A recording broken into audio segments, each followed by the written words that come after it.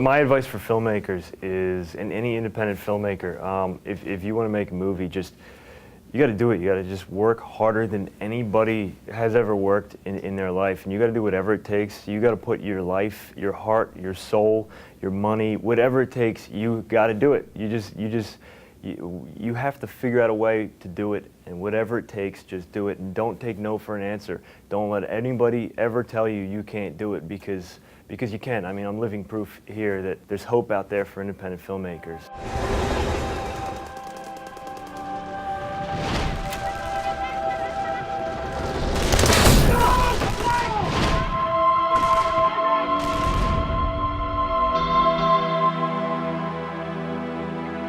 Cost of a Soul it's a tale about two wounded veterans who come back from Iraq, and they find themselves stuck in the same North Philadelphia slum neighborhoods that they joined the military to escape in the first place. It's really a comparison of war zones. On the one hand, they leave the war zone of the Middle East to come home to the war zone, which is the streets that they grew up in North Philly. What are those? They're medals. You get them when you do something good. Did you do something good? So what's it like? What, Iraq? Yeah, you know, war. It's a lot like here. Instead of Glocks and techs, they got AKs and RPGs. This is my first feature film. It's a dream come true. We made this film for a shoestring budget. 2 years ago, like today, we were shooting, and we managed to get the film made toward the film festival circuit, and we finally got distribution, and it's going to be the largest theatrical opening. For as far as I can tell with statistics, the largest theatrical opening for an ultra-low budget film ever.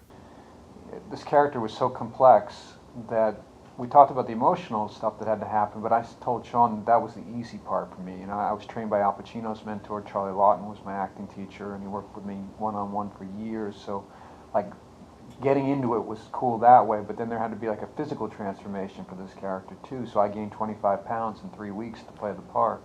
And you know, the idea was that I worked with Marines as fast as I could to talk about their experiences in Iraq, and then Kensington area. You know, all the guys from Fishtown kind of welcomed me with open arms, and they brought me into their homes, and they took me out to breakfast, and on 3 hours of sleep while we were filming, they were taking me out to eat again and saying, this is the neighborhood, this is my daughter, this is my granddaughter who's a pain in the, you know, that I'm dealing with, and they just brought me into their lives. My brother, it is good to have you back, man.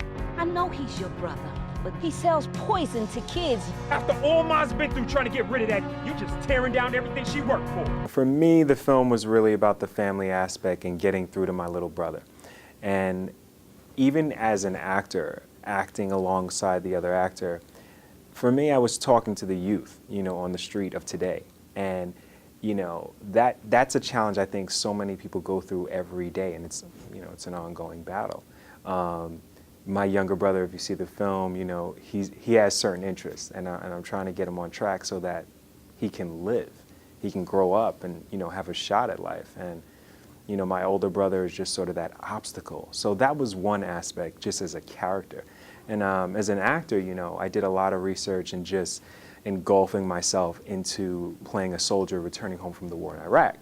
So I talked to a lot of soldiers and just young guys that had enlisted, you know, for so many different reasons. You know, one of them being just trying to get out of the neighborhood and just do something. Like, there are a lot of pros and a lot of cons to joining the Army. And so I did a lot of talk and research with people who are like literally serving tours in Iraq. For me, the first day of filming was all about, came down to this one scene, which is at the beginning of the film, which is this interrogation scene where he's dealing with an Iraqis. And Sean didn't want me to see dailies of the film because he didn't want me to get self-conscious, but he showed me the dailies of this particular thing, and I remember the editor watching it and me watching and going, I'm frightened of what I'm seeing on film here, that this is the level that somebody can go to do the violence he's perpetrating, and that he had that type of background that all showed up where he would put a gun in a guy's mouth to get information, or beat him to get information out of him.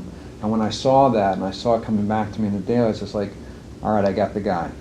Whatever loyalty I had don't a snowman. I brought you up, I took care of you, I took care of your family. Don't ever forget what I'm capable of! There's two things that guarantee results in the world. They're effort and grace. And we got to put the effort in, you know what I mean? And for me, every actor I ever emulated that I was trained by people that worked with, they talked about how these people were the hardest working people out there, what they did. They had talent, but they worked so hard at it. I think you got to put the effort in, and the rest is up to, you know, God or your higher power, so to speak. That's it. Cost of a Soul, May 20th. May 20th.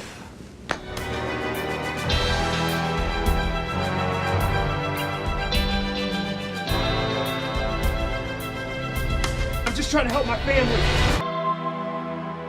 I've cashed in enough blood-soaked paychecks to know I'm gonna have to pay for what I've done.